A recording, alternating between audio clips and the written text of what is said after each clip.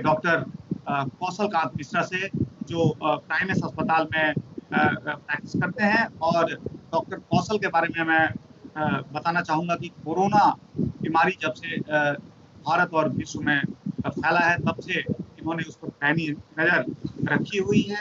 लोगों को तमाम जो शंकाएँ हैं, तमाम जो डर है, उस खौफ से निकलने में डॉक्टर कौशल तमाम अपने एडवाइस देते रहे हैं और बताते रहे हैं कि कोरोना से कैसे निजात पाया जाएगा। डॉक्टर कौशल कांत मिश्रा, आपका नवभारत टाइम्स ऑनलाइन में बहुत-बहुत स्वागत। नमस्कार राजेश जी। डॉक्टर कौशल, हम जानना चाह रहे हैं कि कोरोना वैसे तो 3 लाख के आसपास देश में फैला है, जो आंकड़ा है वो टच कर रहा है। दिल्ली में भी तकरीबन 30,000 के फिगर को क्रॉस कर चुका है, बल्कि 32,000 केस बताया जा रहा है।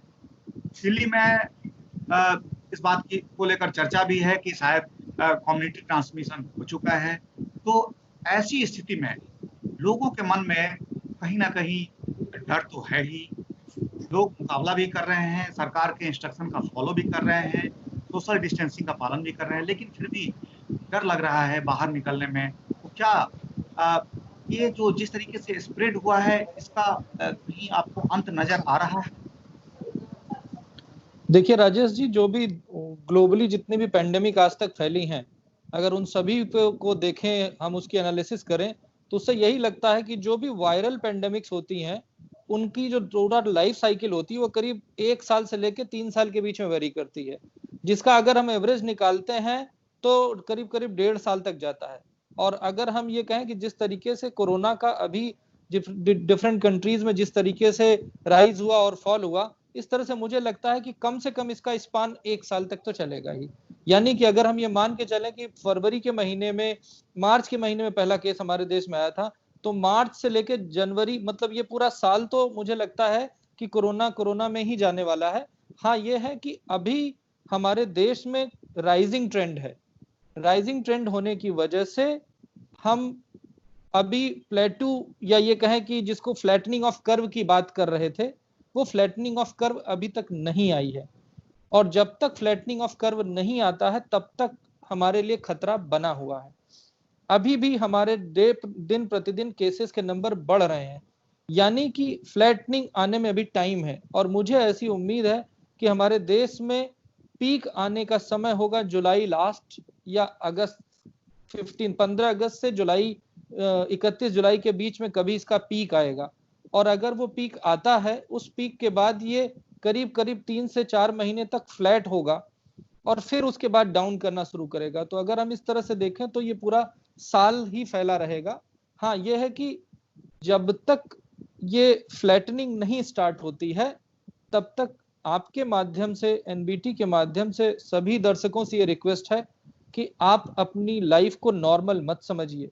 ये जिस तरीके से लॉकडाउन खोला गया है, वो एक एडमिनिस्ट्रेटिव, पॉलिटिकल और बहुत सारे इकोनॉमिक चीजों को मिला करके खोला गया है, उसके प्रेशर को लेते हुए खोला गया है। But as a medical practitioner, as a medical adviser, मेरी एडवाइस यही है कि आप अपने आप को लॉकडाउन को नियमों में बांध के रखें। जब तक अति आवश्यक नहीं हो, आप घरों में से न निकलें। अभी जैसे मॉल खोलने की बात हो रही है, मंदिर, मस्जिद, गिरजा खोलने की बात हो रही है, मेरा ये मानना है, अगर मेरी बात मानी जाए तो इसको खोलने की जरूरत नहीं है। मार्केट प्लेसेस लिमिटेड खुलें, टाइम बाउंड खुलें, और जितना कम से कम लोग बाहर निकलें उतना बेहतर है। नहीं तो ये बात मान लीजिएगा कि आपने अभी देखा, अभी जब हम राइजिंग ट्रेंड में है, तो मैं दिल्ली में रह रहा हूँ, सिर्फ दिल्ली की अगर हम बात करते हैं तो देख रहे हैं जिस तरीके से बेड की बाराबारी चल रही है। सारे गवर्नमेंट हॉस्पिटल बेड भर चुके हैं। अभी 2 दिन पहले अरविंद केजरीवाल जी का एक नया आदेश आया, जिसमें 20% से 40% कुछ हॉस्पिटल्स में बेड ले लिए गए हैं। तो अल्टीमेटली हम जा किस तरफ रहे हैं? आप ये समझिए कि दिल्ली में total hospital bed strength maximum करीब 20,000 है, 20 से 25,000। जी। अब उसको अगर कितना भी बढ़ाएंगे, पूरा कब्जा कर लेंगे, तो ज्यादा 35,000 हो जाएगा। यानी कि और जो मरीज आने वाले हैं उनका नंबर, जो मैं समझता हूं दिल्ली में अगर टोटल नंबर, अगर ईमानदारी से चेकिंग हो और ईमानदारी से टेस्टिंग हो, राजेश जी, बड़ा मैं क्लियरली बोल रहा हूं कि टेस्टिंग बहुत कम की जा रही है, टेस्टिंग का नंबर बढ़ना चाहिए। और अगर ईमानदारी से टेस्टिंग की जाएगी तो ये फिगर कम से कम 5 से 7 लाख 10 लाख तक जा सकता है। अगर ये मान लें कि 10 लाख लोग पॉजिटिव हो रहे हैं और 10 लाख लोगों में अगर 10% लोगों को भी जरूरत होती है, 10% में बहुत ही कंजर्वेटिव फिगर बता रहा हूं, नॉर्मली हॉस्पिटल एडमिशन, हाँ 1 लाख बेड तो हमारे पास नहीं है। नहीं। एक आदमी जब बीमार होता है उस 1 लाख में ये समझ लीजिए कि कम से कम 1% लोग जो होंगे वो आईसीयू जाएंगे, यानी कि 10,000 कम से कम। और जो आईसीयू जाएंगे वो बेड ब्लॉक हो गया, समझ लीजिए कि 10 से 15 दिन 20 दिन, तो 10,000 आईसीयू बेड खत्म। हमारे दिल्ली में आईसीयू बेड ही कितने हैं? कुल ज्यादा से ज्यादा 2,500 आईसीयू बेड है। तो ये मैं एक फ्यूचर प्रेडिक्ट, मतलब एक कैलकुलेटिंग फिगर, मैं ये नहीं कह रहा हूं कि ये बिल्कुल सही होगा, लेकिन एक जो अंदाजा प्रेडिक्शन होता है मैं उसकी बात कर रहा हूं। तो फ्यूचर में जिस तरीके से हमारा मेडिकल रिसोर्स अवेलेबल है दिल्ली में और जितने पेशेंट आने की उम्मीद है उसमें बहुत बड़ा मिसमैच है, और इसी वजह से ये क्राइसिस मची हुई है दिल्ली में। डॉक्टर मिश्रा, आपसे जो जानकारी मिल रही है उससे हम ये तो जाहिर सी बात है कि आने वाले दिनों में ये जो ग्राफ है वो ऊपर की तरफ जाएगा, और जैसा आपने बताया कि जुलाई अगस्त तक अगर ये पीक पे आता है तब भी ये 3-4 महीने फ्लैट रहेगा और फिर ये डाउनफॉल करेगा। इसका मतलब ये हुआ कि अभी आने वाले 4 या 6 महीने जितने दिन हम अपने आप को एक्सपोजर से बचाएं, मिनिमम एक्सपोज करें, उतना ही देश का भी भला होना है और अपना भी भला होना है।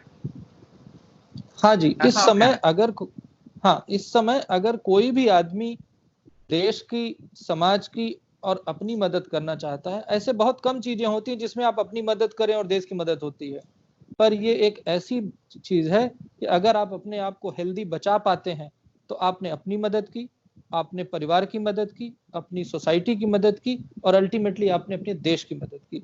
तो इस समय अगर आप अपने आप को बचा पाते हैं, आप बीमार नहीं पड़ते हैं, आप सारे कायदों को फॉलो करते हैं और मिनिमम, बहुत मैंडेटरी हो, बहुत जरूरी हो, तभी अगर आप बाहर निकलते हैं, लोगों से मिलते हैं, तो शायद आप अपने नहीं पूरे देश के लिए कुछ कर पा रहे हैं। डॉक्टर कौशल, ये बात भी सामने आ रही है कि जो मैक्सिमम केसेस हैं उसमें लक्षण नहीं दिख रहे। दिल्ली के केस में भी ये बात लागू होता है, और आपने जैसे बताया अभी कि आपका आकलन है कि जो सरकारी फिगर है उससे कहीं ज्यादा केस हैं पॉजिटिव, हालांकि उनका टेस्ट नहीं हुआ है। तो बिना लक्षण वाले जो कोरोना मरीज हैं वो कैरियर का काम तो जरूर करेंगे, लेकिन उनमें खतरा कम है। तो दिल्ली में अगर मैक्सिमम ऐसे केस इस संक्रमण के फैलते हैं तो इसका क्या आने वाले दिनों में सोसाइटी में एंटीबॉडी या हर्ड इम्यूनिटी तैयार हो सकता है? देखिए, आपने अभी गवर्नमेंट कुछ दिन पहले ये बोल रही थी green area, red area and yellow area. आगे चल के पूरा हिंदुस्तान न ग्रीन रहेगा न रेड रहेगा, वो पूरा हिंदुस्तान येलो हो जाएगा। यानी कि ये धीरे धीरे सब क्लिनिकली मतलब कि सब में वायरस तो पहुंचेगा लेकिन बीमारी नजर नहीं आएगी, और पूरे हिंदुस्तान में सभी लोगों में जब ये वायरस पहुंच जाएगा तो ये एक नेचुरल वैक्सीन की तरह डेवलप करेगा, नेचुरल वैक्सीन की तरह काम करेगा। आप ये समझ लीजिए कि जो अभी बार बार हम हर न्यूज में सुनते हैं कि ये वैक्सीन बना रहा, वो वैक्सीन बना रहा, वैक्सीन के आने में, लगने में, आज की डेट से भी अगर हम मान लें तो 1 साल लगने वाला है, तो हम उसका इंतजार नहीं कर सकते। हम इसी नेचुरल वैक्सीन के साथ ही हर्ड इम्यूनिटी डेवलप करके अपने आप को बचा पाएंगे। एक चीज और कहना चाहूंगा कि जो भी प्रोफाइलेक्सिस, जो भी प्रोटेक्शन की चीजें हैं, उसको फॉलो करने से क्या होगा कि आपके अंदर वायरल लोड, इसको वायरल लोड का मतलब ये होता है कि जैसे कि आप अपने घर में बैठे हुए हैं, आपके पास अगर मान लीजिए 10 वायरस पहुंच रहा है और मैं हॉस्पिटल में बैठा हूं, मेरे पास अगर 1 लाख वायरस पहुंच रहा है, तो आप में ये डेवलप करेगा इम्यूनिटी और मेरे में डेवलप करेगा ये डिजीज। तो वायरल लोड ज्यादा इंपॉर्टेंट है। इम्यूनिटी, जब आप देखिए वैक्सीन का कॉन्सेप्ट क्या, वैक्सीन में हम थोड़ा अमाउंट वायरस का लेते हैं जो डिजीज पैदा नहीं कर पाता है और उसको हम बॉडी में इंजेक्ट करते हैं, थोड़ा अमाउंट, जिससे बॉडी लड़ती है और बॉडी में एंटीबॉडीज डेवलप होती हैं, और जिसके डेवलप होने का टाइम कम से कम 3 महीने से 6 महीने तक का होता है। तो अगर आज आपको वैक्सीन मिलती है तो उसका प्रोटेक्शन 6 महीने बाद आने वाला है। तो इसी तरीके से वायरस जो नेचुरल फॉर्म में जब हमारी बॉडी में जाता है और कम अमाउंट में जाता है, तो वो हमें इनडायरेक्ट इम्यूनिटी डेवलप कराता है, जिसको हम हार्ड इम्यूनिटी के नाम से जानते हैं। इसीलिए जब आप कम बाहर निकलेंगे, कम लोगों से मिलेंगे, तो ऐसा नहीं है कि आप वायरस से बच जाएंगे, आप वायरस से बचेंगे नहीं, लेकिन आपको कम अमाउंट मिलेगा। जब कम अमाउंट मिलेगा तो आप बीमार नहीं पड़ेंगे, आप इम्यून हो जाएंगे, आपको नेचुरल वैक्सीनेशन मिलेगा। इसका ख्याल रखना है। और अभी तक कभी भी मैंने नहीं देखा कि कोई भी आदमी इस बात को एम्फसाइज कर रहा हो। इस समय एम्फेसिस क्या हो रही है, इकोनॉमी कहाँ जाएगी, खाना क्या खाएंगे, लोग भूखे मरेंगे। एग्रीड, वो एक बहुत इंपॉर्टेंट पॉइंट है। तो सरकार लोगों को भूखे मरने से बचाए, उनको खाना पहुंचाए, और लोग लॉकडाउन को फॉलो करें, लोग आइसोलेशन को फॉलो करें, लोग लोगों से कम मिलें, इंटरमिंगल ना करें, पब्लिक प्लेसेस में ना जाएं, हॉस्पिटल में जाना आना अवॉइड करें, बहुत जरूरी हो तभी हॉस्पिटल की तरफ जाएं। तो शायद हम एक नेचुरल वैक्सीन के फॉर्म में इस वायरस को ले पाएंगे, और आज से करीब 6 महीने साल भर बाद पूरा हिंदुस्तान इससे बेहतर हर्ड इम्यूनिटी के साथ प्रेजेंट करेगा, और लोग बीमार और उनका डेथ रेट काफी कम हो जाएगा। डॉक्टर कौशल, एक सवाल और है कि कम वायरल लोड अगर होगा तो क्या बुजुर्ग, बच्चे और जो बीमार हैं उनको भी वो कम इफेक्ट करेगा? जी हाँ, इसको राजेश जी एक छोटे से बड़े ही एग्जाम्पल के तौर पे बताना चाहता हूँ। जैसे आपने होली का त्योहार देखा होगा, होली के त्योहार में जब आप सड़क से गुजरते हैं तो आपके ऊपर थोड़े बहुत छींटे पड़ते हैं, और जब आप किसी जगह होली खेलते हैं तो आप पूरे रंगीन हो जाते हैं। आप बचते नहीं हैं, आपके ऊपर गुलाल रंग, आप कहीं भी जाते हैं थोड़ा बहुत पड़ता है जी। तो थोड़ा बहुत को झाड़ लेते हैं, तो ये जो थोड़ा बहुत पड़ेगा ना, ये आपको बचाएगा। लेकिन अगर आप ये समझें कि आप जाकर के होली के मैदान में जाके होली भी खेलेंगे और आपके ऊपर रंग ना लगे, ये पॉसिबल नहीं होगा। तो इसलिए आपको होली के मैदान, यानी जहां पे वायरस लोड बहुत ज्यादा है, वहां नहीं जाना है, अवॉइड करना है। थोड़ा बहुत वायरल लोड पड़ेगा जो आपकी इम्यूनिटी को बूस्ट करेगा और वही आपको बचाएगा। राजेश जी, मैं एज ए मेरी एडवाइस है, मैं डॉक्टर की अब एडवाइस दे रहा हूँ। डॉक्टर की एडवाइस ये है कि हर आदमी, जैसे मैं ऑर्थोपेडिक सर्जन हूँ, फिर भी मैं अपने पर्चे पे सबको जो प्रोफाइलेक्सिस के लिए मेडिसिन है वो लिख रहा हूँ, पर ये मर्जी आपकी है कि आप उसको खाते हैं या नहीं खाते हैं। इस समय पूरे मेडिकल साइंस में, मार्केट में बहुत सारे कंफ्यूजन है, पर फिर भी मुझे ऐसा लगता है कि आपको हफ्ते में एक बार विटामिन डी की गोली खानी चाहिए, 60 इंटरनेशनल यूनिट की, हर हफ्ते एक बार। विटामिन सी की गोली रोज खानी चाहिए, सुबह शाम 2 बार। कैप्सूल जिंक का होता है, मैं यूजुअली बी कॉम्प्लेक्स का कॉम्बिनेशन आता है जिंक के साथ, वो लिख रहा हूं। ये 3 चीजें। इसके अलावा अगर आप किसी हाई रिस्क जोन में है, यानी कंटेनमेंट एरिया में है, रेड एरिया में है, या आपके ऑफिस में किसी की हिस्ट्री है कि कोई पॉजिटिव आया है, तो 2 दवाएं और आपको खानी है। एक दवा है आइवरमेक्टिन, जो कीड़े मारने की दवा है, बहुत ही सस्ती है, साइड इफेक्ट ऑलमोस्ट ना के बराबर है। इसी वजह से WHO ने इसको प्रोफाइलेक्सिस प्रोग्राम में शामिल किया है। तो आइवरमेक्टिन की एक 12 मिलीग्राम की गोली, अगर आप 12 साल से ऊपर के हैं, हर 3 हफ्ते में एक बार खाएं। और अगर आपकी छोटे बच्चे हैं, 10 साल से कम का बच्चा है, तो वो 6 मिलीग्राम की गोली खा सकता है, हर 3 हफ्ते में सिर्फ एक बार। ये आपको प्रोफाइलेक्सिस में दी जाती है।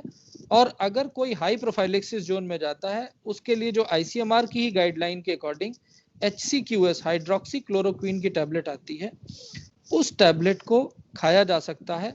उसको 400 मिलीग्राम सुबह, 400 मिलीग्राम शाम को, पहले दिन 12 घंटे के डोज पे, पहले दिन यानी 800 मिलीग्राम गोली लेनी है। उसके एक हफ्ते के बाद 400 लेते हुए लगभग 7 हफ्ते तक और लेनी है, यानी 2 महीने तक लेनी है। ये आपको प्रोफाइलेक्सिस करता है वायरस से। बहुत सारे कंफ्यूजन मार्केट में फैले हैं HCQS की टॉक्सिसिटी को लेकर के, प्रॉब्लम्स को लेकर के। उसके लिए मेरा जवाब सिर्फ ये है कि पिछले 70 सालों से हाइड्रोक्सी क्लोरोक्विन मलेरिया के प्रिवेंटिव प्रोग्राम में पूरे हिंदुस्तान में, पूरे अफ्रीकन कंट्री में, और गठिया के लिए एज ए ऑर्थोपेडिक सर्जन हम लोग रेगुलर यूज करते रहे हैं, और कार्डियक टॉक्सिसिटी जितनी हाइप क्रिएट की गई है उतनी मिली नहीं है। पर हाँ, हार्ट अटैक का कोई फर्क नहीं है, ब्लड प्रेशर की दवा लेते हैं उसका कोई फर्क नहीं है, लेकिन अगर आपको अरिदमिया है यानी कि बीट का प्रॉब्लम है, जो जिनको कभी कभी एब्सेंट बीट होती है या अरिदमिया आप समझें, यानी हार्ट की बीट की इरेगुलरिटी की प्रॉब्लम है, तो सिर्फ एक वो है जिसमें आपको प्रिकॉशन लेना है, ध्यान रख के लेना है, अदरवाइज सब लोग ले सकते हैं। एज ए डॉक्टर मेरी ये एडवाइस है, मानना न मानना आपकी बात है, क्योंकि दुनिया में कोई भी ऐसी दवा नहीं है जिसका कोई साइड इफेक्ट ना हो। फिर भी इन सारे साइड इफेक्ट के बाद भी ये बहुत ही बेहतर एक्सेप्टेबल दवा है, आईसीएमआर की गाइडलाइन भी है, हम एज ए डॉक्टर हॉस्पिटल में रह के खाते भी हैं और अभी तक हम खा रहे हैं। तो आपके कहने का मतलब ये है कि जो विटामिन हैं, जो आपके इम्यूनिटी को बूस्टअप करता है, वो मेडिसिन लेना चाहिए। और जाहिर सी बात है, आपने जो कुछ दवा बताई है, लोग अपने डॉक्टर के एडवाइस से ये दवा कंज्यूम कर सकते हैं। लेकिन डॉक्टर कौशल, जो सबसे बड़ी बात आपने कही कि अगर होली है और चारों तरफ गुलाल और रंग उड़ रहे हैं तो छींटे तो पड़ेंगे ही। आपको अपने आप को उस छींटे से बचाना है, मिनिमाइज करना है, ताकि आपके चेहरे पहचान में आए। बिल्कुल। और इसको अगर साइंटिफिकली जो आपने बताई है उसको अगर हम समराइज करें तो यही है कि आप कम से कम एक्सपोज हों, सोशल डिस्टेंसिंग, मास्क, सैनिटाइजर का इस्तेमाल आप मैक्सिमम करें। अगर आपको दफ्तर जाना है, आपको बिजनेस के लिए जाना है, तो ये तीनों जो प्रिकॉशन जो आप लोग लगातार बता रहे हैं उसको आप फॉलो करें, ताकि अगर आप एक्सपोज भी हों, क्योंकि आपने अभी बताया कि अगर कोई अस्पताल में बैठा है तो वो मैक्सिमम एक्सपोज्ड है और उसको वायरस लोड ज़्यादा आएगा। जो ज़्यादा प्रिकॉशन लेगा वो कम वायरस लोड के चपेट में आएगा। जो जितने कम वायरस लोड के चपेट में आएगा उसके अंदर उतने ही अच्छे तरीके से इम्यूनिटी डेवलप होगी और वो फिर कोरोना को हरा पाएगा। बहुत बहुत धन्यवाद डॉक्टर कौशल मिश्रा, आपने भारत टाइम्स ऑनलाइन के लिए समय निकाला, इसके लिए बहुत बहुत शुक्रिया।